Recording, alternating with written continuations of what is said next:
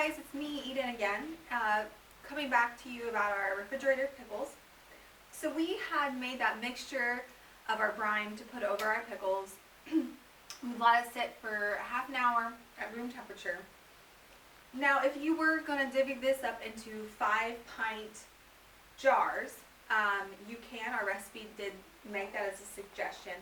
You would add some garlic, you would add some additional spices. We're making just one big batch, so we added it in here already.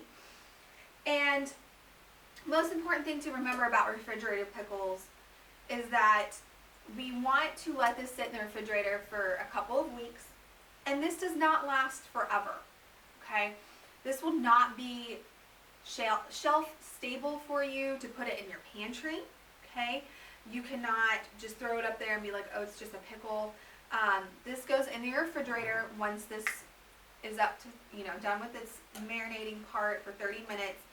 And I really want to encourage you to go ahead and label this. So make sure you put what the product is. So these are dill pickles. And then the date that you made it.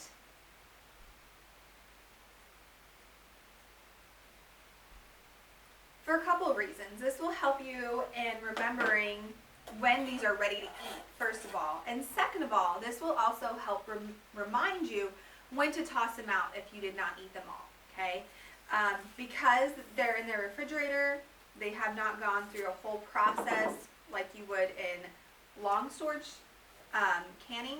This cannot be infinitely in your refrigerator to eat for a whole year, okay? This is only good for 3 months.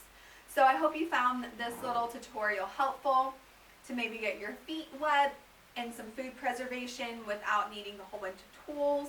We're going to stick this in the fridge and we're going to enjoy it here in the office with our lunches. I hope to see you again. Bye guys, have a great day.